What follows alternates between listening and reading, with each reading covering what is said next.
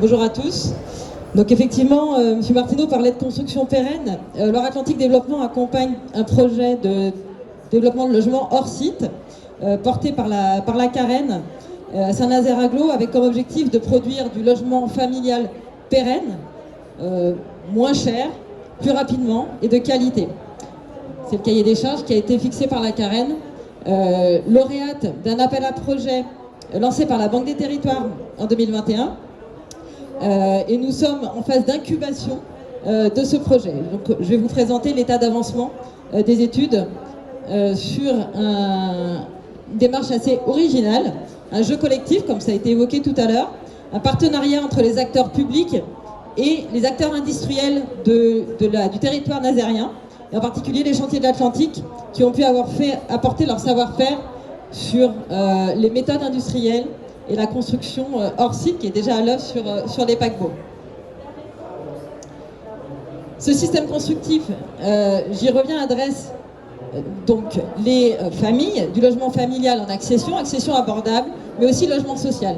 L'objectif est de pouvoir déployer cette solution sur un grand spectre de produits de logement, et avec un coût de construction cible de 1 450 € hors taxe. Voilà, donc on va voir comment est-ce qu'on parvient à cette ambition.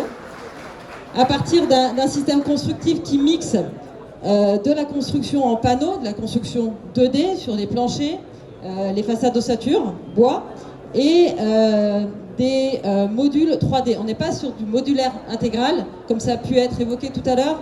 Là, on est vraiment sur un système hybride, donc qui mixe ces deux types de solutions techniques. On a été accompagné aussi par des acteurs qui sont très présents sur l'accompagnement de la filière dans son ensemble, notamment Novabuild, pour situer le projet effectivement sur aujourd'hui sur la chaîne de production hors site. Il y a déjà des exemples qui existent, voilà, des initiatives qui sont prises. Donc on voit bien qu'on est en fait pas sur le système le plus poussé en termes de construction hors site.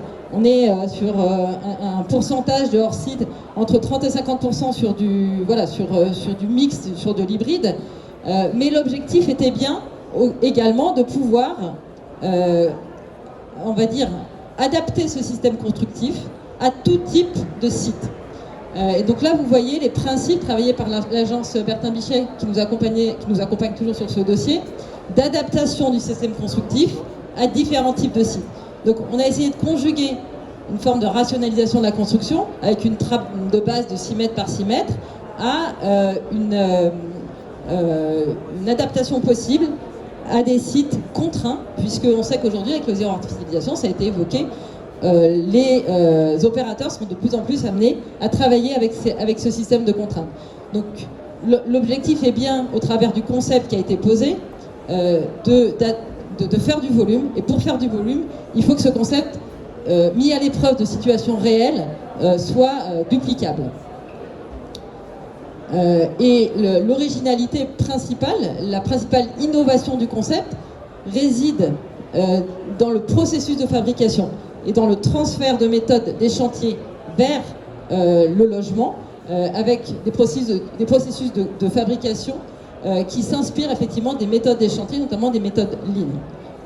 Voilà, vous avez là un exemple de schéma de production en Lean.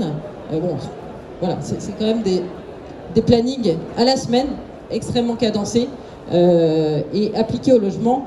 On peut imaginer que l'objectif de départ, à savoir construire moins cher et plus vite, soit atteint. Donc on en est là. Sur ce site de Trignac, qui est le premier site test, on imagine pouvoir réaliser 36 logements en construction hors site, avec un démarrage du chantier à l'horizon fin 2025. Il y a quelques préalables fonciers notamment à lever sur ce site-là, dont Loire-Atlantique Développement est aménageur pour le compte de la Carène. Voilà. Donc un site de centre-bourg, un site qui réunit toutes les complexités d'un site urbain, d'un site en renouvellement urbain, et donc qui permettra de faire la preuve du concept, pense-t-on en tout cas, et permettre d'amorcer cette phase d'industrialisation qui, à terme, devrait permettre d'aboutir à un prix de sortie, en tout cas l'objectif de départ, qui était 1 450 € hors taxe. Pour cela, il est nécessaire que la puissance publique accompagne cette phase d'amorçage, et l'initiative du département sur l'AMI hors site